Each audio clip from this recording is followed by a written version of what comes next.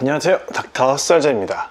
구독자 여러분, 드디어 저희가 1000명의 구독자를 돌파했습니다. 이제 사실 2화밖에 안 남았거든요. 저희도 상당히 지금 초조하긴 합니다. 사실 뒤로 갈수록 점점 멜로 얘기만 많이 나오는 것 같아가지고 점점 의학 드라마로서 뭔가 리뷰할 게 많이 줄어들긴 하는 것 같은데, 저희가 하여튼 성심성의껏 준비를 해가지고 남은 2화 시청해 주시면 좋을 것 같습니다. 그럼 뿅!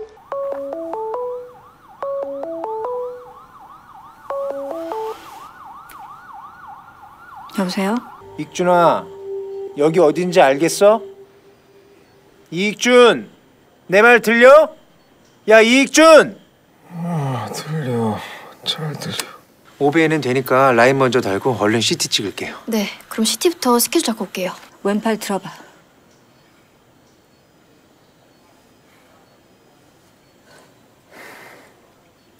오른손 꽉 잡아봐.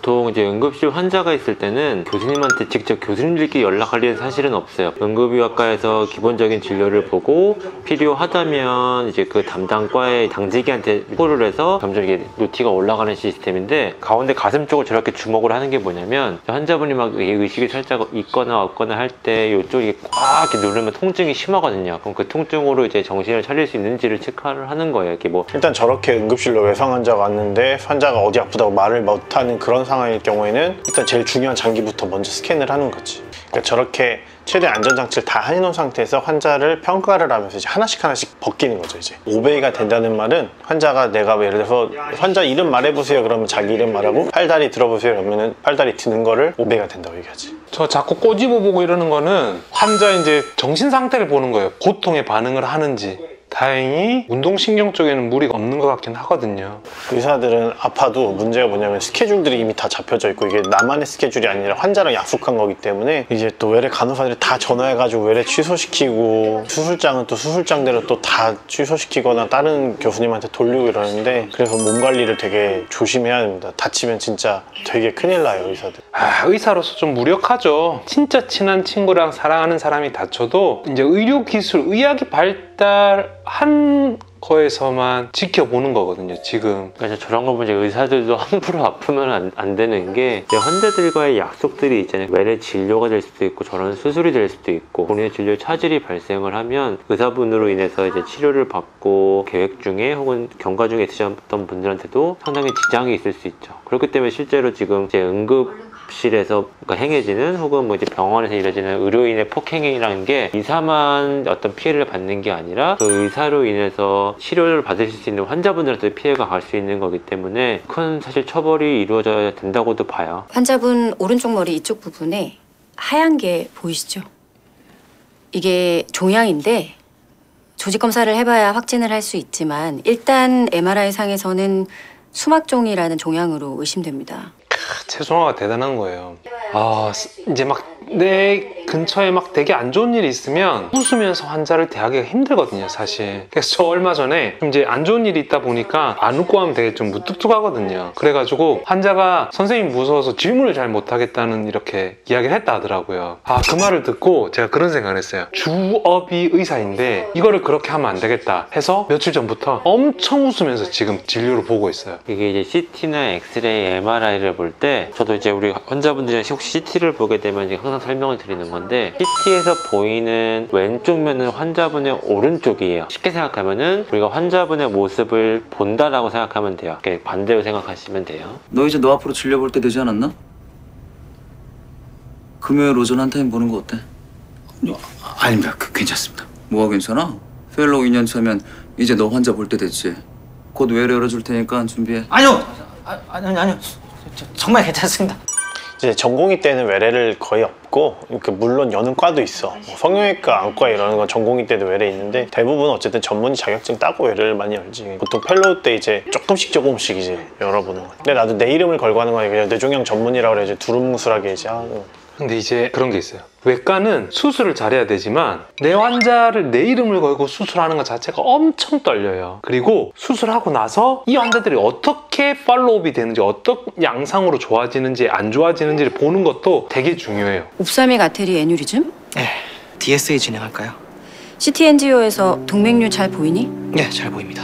환자분 신장 수치가 경계에 있어서 조영제 너무 자주 쓰면 신장 기능이 안 좋으니까 봐서 코일해야 하면 코일로 바로 진행하자. 이제 동맥류라고 하면은 이제 혈관이 이렇게 부풀어 오르는 거예요. 그 약한 부분이 부풀어 올라가지고 이렇게 풍선처럼 부풀어 오르다가 빵 하고 터지는 건데, 파열성 동맥류라고 하고, 그러면은 지주막하 출혈이라는 출혈이 쫙 생기는데 매우 예후가 안 좋은 그런 결과를 초래할 수가 있어요. 머리 CT 엔지오나 MRI로 발견을 하고, 그리고 요즘은 예방적으로 코일을 해가지고 색전술, 이렇게 풍선이 있으면 풍선 안에다가 이렇게 철사를 막 감아가지고 이쪽으로 피가 못 가서 터지지 않게 이렇게 만들어주는 그런 거를 하는 걸 이제 코일 혹은 색전술이라고 합니다. 조영제를 계속 몸에다가 주입을 하면서 모양을 보고 코일이 어떻게 잘 감기고 있는지 확인을 해야 되기 때문에, 신장이 안 좋으신 분들은 조영제가 충분히 빠져나갈 수가 없어가지고 무리가 될 수가 있어요. 그래서 여러 가지 것들, 그러니까 동맥류의 위치, 크기, 환자의 전신 상태, 그리고 환자의 면담을 통해 가지고 이제 코일을 할지 아니면 수술을 해서 이제 찝을지, 그런 것들을 결정을 하게 됩니다.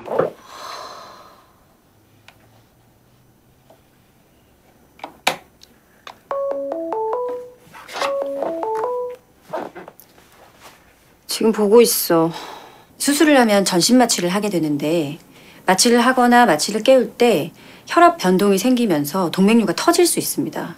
그렇기 때문에 안전하게 우선 동맥류를 먼저 치료하고 이후에 종양 제거 수술을 하는 게 맞는 방향일 것 같습니다. 이런 경우에는 코일 색전술이라고 해서 머리를 열지 않고 허벅지 동맥을 따라 카테터를 넣고 뇌동맥류를 막아주는 시술을 합니다.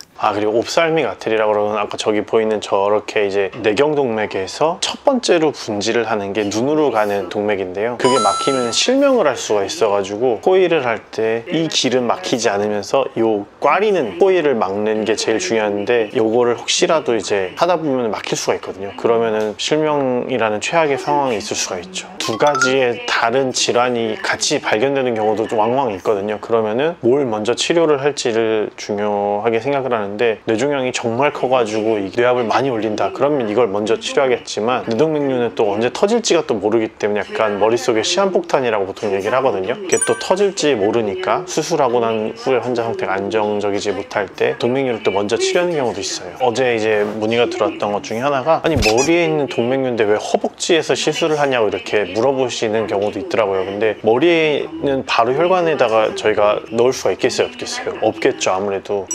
대퇴부에다가 여기에 혈관이 엄청 굵거든요. 그럼 거기다가 이제 카테터를 넣어가지고 그거를 먼저 이제 쭉 이렇게 올라가면요, 쉽게 말하면 혈관을 타고 철사가 쭉 올라가요. 심장을 통해 가지고 심장에서 머리 쪽으로 가는 혈관으로 이렇게 올라가는 거예요. 그래서 여기서 시작해서 여기까지 쭉 갑니다. 그러니까 여기서 시술을 하는데 실제적으로는 여기서 돌고 있는 거예요. 저도 1년차 때 좀 저런 인격 모독을 받았었거든요. 그래서 진짜 너무 빡쳐서 그만둘까도 생각을 했었는데, 저희 형한테 전화를 했었거든요. 그러니까 저희 형이 그런 말을 했어요.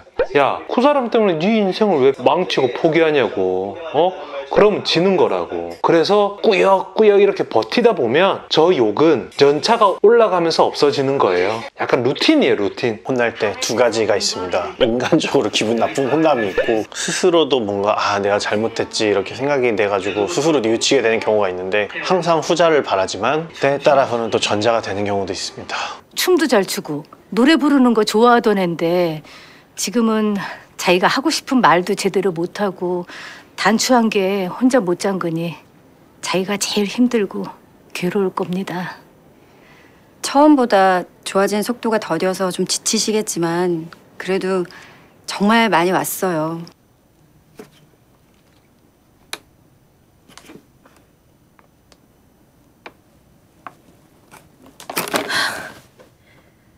잘했어. 왜? 잘했어, 두나야. 한 번만 더. 재활치료라는 게 받아보신 분들은 아시겠지만 하루하루 막 정말 확 바뀌지 않아요. 정말 조금 가는 거기 때문에 진짜 막 뭔가 성질 급하신 분들은 그거 하기가 너무 힘드실 수도 있는데, 또 그 처방이나 그 계획, 진료 계획, 치료 계획에 따라서 꾸준히 열심히 해주셔야지 어쨌든 지금보다 훨씬 더 나은 상태로 가기 위한 재활의 과정이 될 테니까 열심히 노력하시고 힘내셨으면 좋겠습니다. 근데 이제 대학병원에서는 보통 한 달 정도 저렇게 재활을 하고 이제 2차 병원으로 보내거든요. 왜냐하면 급성기 환자들이 많다 보니까. 근데 우리나라에서 또 막 저렇게 체계적으로 재활되는 데가 잘 없어요. 우리가 이제 신경이 이제 다치면은요, 팍 해가지고 만약에 여기가 다 마비가 됐다. 그러면은 큼직큼직한 근육이랑 그런 거를 담당하는 신경부터 회복이 되고 가장 마지막에 이제 섬세한 것들이 이제 돌아오기 때문에 이게 제일 힘들어요. 이렇게 들고 뭐 움직일 수는 있는데 이거를 잡는 거, 그래서 뭐 수저질을 한다든지 글씨를 쓴다든지 이런 것들이 가장 힘들어요. 그래서 그런 것들이 재활을 할 때 가장 많은 시간을 할애를 하는 부분입니다. 보시는 것처럼 동맥류랑 거의 붙어 있습니다. 코일은 여기 동맥류에 넣어서 막을 건데 제 생각으로는 조금 위험하긴 하지만 그래도 여기 이 부분만 아주 조심해서 막으면 실명하진 않으실 거예요. 그래도 저라면, 제 가족이라면 전 당연히 시술할 거고 시술하라고 할 겁니다. 그렇죠. 저기 지금 보면은 꽈리가 이렇게 있고 큰 가지에서 작은 가지가 분지되는 시점, 항상 모든 동맥류는요 끝부분에 생기는 게 아니라요 분지점이 항상 생기게 돼 있어요. 혈력학적으로 가장 이제 불안정한 곳이기 때문에, 왜냐면은 큰 데서 작은 잔류로 가는데 우리가 강물이 막 와가지고 바다로 이렇게 할 때 뭔가 와류가 생기고 거기에 소용돌이처럼 느끼고 그런 것들이 있잖아요. 그렇기 때문에 그쪽이 제일 불안정해서 그쪽에 혈관벽이 부풀어오기가 가장 쉬워요. 코일을 한다고 또 100% 또 치료가 되는 건 아닌 경우도 있어요. 왜냐면은 우리가 코일을 해가지고 만약에 여기 이게 동맥류다 그러면 여기를 꽉 채웠잖아요. 밑에서 스물 이렇게 해가지고 여기에 또 공간을 만든 다음에 여기에 또 동맥류가 생기는 경우가 있어요. 물론 당장은 아니지만 한 10년 20년 있다가 그래가지고 또 거기가 부풀어서 거기를 또 코일한다든지 이렇게 추가적으로 치료하는 경우도 왕왕 있어요. 모든 치료가 다 100% 완벽할 수는 없습니다. 보통 저럴 때 가장 잘 먹히는 설명 방법이 뭐냐면, 만약에 내가 저희 부모님이라면 어떻게 하겠다, 이런 말이 제일 잘 먹혀요. 시작할게요. 8에 20 주세요. 8에 20입니다. 옵살믹 아테리 쪽 괜찮은지 확인해보자. 네.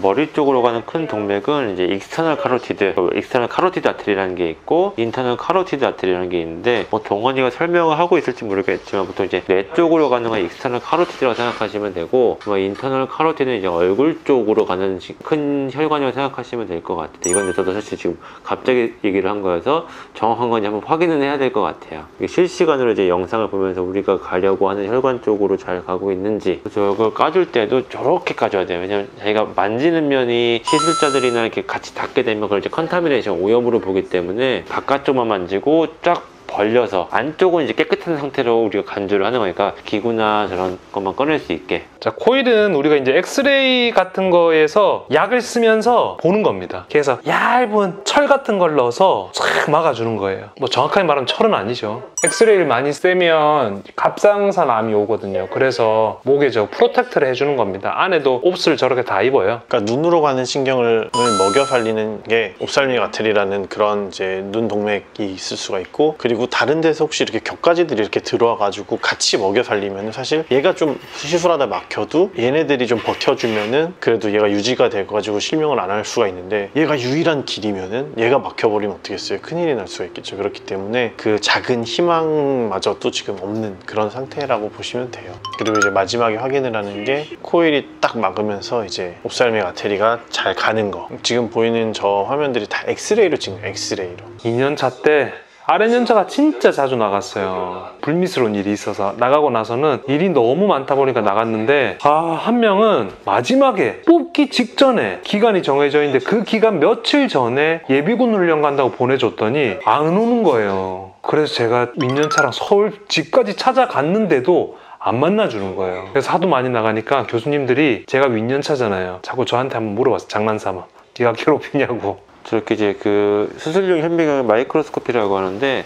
저 비닐이 뭐냐면 수술하는 저희 장갑이나 이런 것들 다 깨끗이 되어 있어야 되니까 저 현미경이 계속 깨끗해지는 상태에 있을 수가 없잖아요. 그래서 이제 멸균된 비닐봉지를 뒤집어 씌워서 이 비닐봉지 잡으면서 그 멸균이 되어 있는 거니까 깨끗하다고 간주를 하고 수술할 때 쓰고, 그 수술이 끝나면 그 멸균된 건 다시 버리고, 이런 식으로 진행을 하는 거죠. 근데 RN연차 때는 잘 모르다 보니까 여기저기 부탁해야 돼요. 저는 심장내과 정신과 교수님이랑 좀 친해가지고 퇴근했는데도 막 전화했어요. 제발 환자 좀 봐달라고. 내 손에서 해결이 안 나면 다른 손을 빌려야 돼요. 그거를 부끄러워 할 필요가 없어요. 그러니까 저는 사실 이제 그 전공을 한 과가 성형외과다 보니까 생명과는 밀접한 과는 아니었거든요. 대학병원에서도. 근데 이제 바이탈과 관련된 과들은 쪄 보이고 그 넓은 포부에 이제 이끌려서 지원을 해갖고 전공의 생활을 하시다가 자신의 실수는 사실 당연히 아니죠. 뭐 전공의들이 실수를 해봤자 환자를 죽을 일은 없고, 근데 이제 노력을 했음에도 불구하고 환자 상태가 자신의 뜻과는 다르게 점점 안 좋아지고 결국은 이제 안 좋은 결과 맞이하게 되면 처음 받았을 때 그 스트레스가 워낙 클 수가 있기 때문에 정말 그런 이유들로 그만두시는 분들도 당연히 있을 수 있고 많이 힘들어 하시더라고요.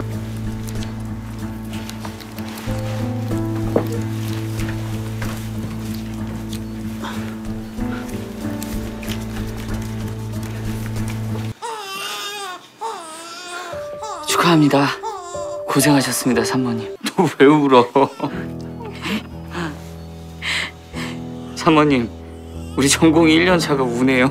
일단은 애가 나왔을 때 저희가 아기를 먼저 체크하는 거는 잘 우는지, 얼굴 피부색이 괜찮은지, 손가락이랑 발가락의 그런 움직임, 그리고 청색증 같은 게 없는지 이런 걸 확인을 하는데, 근데 지금 보면은 자극을 주니까 애가 다행히 울잖아요. 폐가 쫙쫙 펴지면서 숨을 쉴 수가 있죠.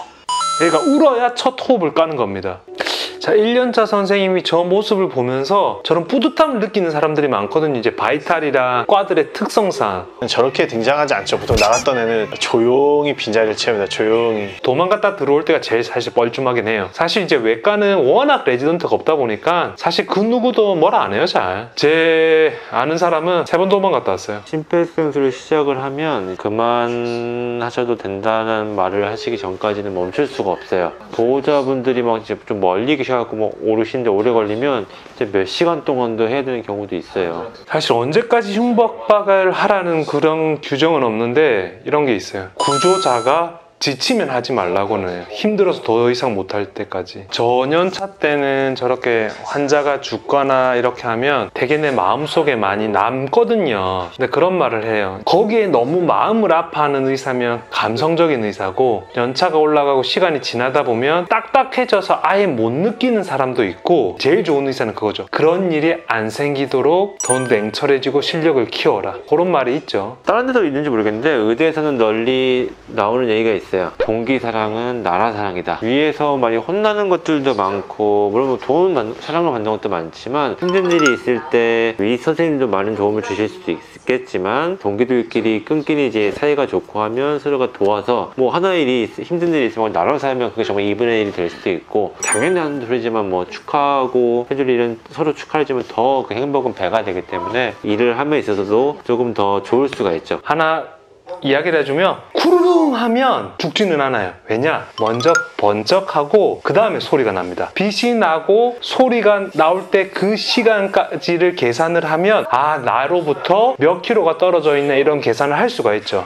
자, 오늘도 이렇게 슬기로운 의사생활 시즌2 제 11번째 화를 같이 시청을 해보았는데요. 이 전체적인 뭔가 얘기하고 싶었던 주제가 마지막에 좀 확 다 몰려서 나왔는데, 동기사랑은 나라사랑. 각 과에서 어떤 과에서는 이제 뭐 좋지 않은 동기랑 같이 있다 보니까 좀 많이 힘든 뭐 경험을 하는 에피소드도 있었고, 그리고 어떤 과에서는 좋은 동기를 만나서 자기가 힘든 시기를 잘 버텼다 하는 과도 있었고, 힘들 때는 정말 위로가 돼주는 건 아무리 뭐 선배 후배들 많지만 동기들이 사실 제일 큰 힘이 되거든요. 연애가 잘 되고 있네요. 미국 가는 건 페이크고, 아마 이제 양석현이 엄마한테 미국 간다는 핑계로 저 추출을 받아들이게 하기 위해서 작전을 쓰는 것 같고요. 아마 익순이랑 준환이도 좋아지겠죠. 자, 다음 주가 이제 대망의 마지막 회입니다. 항상 이렇게 스리생을 보다 보면 나도 조금 더 환자들한테 이제 좀 잘 다가가야 되다 이런 생각을 하지만, 그래도 그런 생각을 하면 할수록 조금씩은 변할 수 있으니까 좋아지겠죠. 시즌 1보다는 확실히 시즌 2에서는 인물과의 관계가 조금 더 이제 확실해지고, 의학적인 고증도 조금 더 심화돼서 되어 있는 부분들도 좀 있는 것 같아요. 그래서 역시나 재밌게 잘 보고 있다라는 생각이 좀 들고요. 이번 화 같은 경우에는 설명을 할 만한 부분들이 되게 많았다라고 생각을 해가지고 여러분들한테 또 좋은 도움이 도움이 되었으면 좋겠다고 생각이 듭니다. 그래서 12화까지 전부 다 끝나면은 저번에 시즌 2 1화부터 6화까지 했던 것처럼 7화부터 12화까지 닥터 설전이 꼽은 명장면 베스트로 이렇게 추려가지고 또 여러분들과 함께 리뷰에서 또 못했던 담화들을 나눌 계획이니까요. 그것도 꼭 놓치지 않고 봐주시고 스리생 리뷰를 봐주시는 모든 구독자분들께 감사드리면서 늦은 밤 닥터하세요.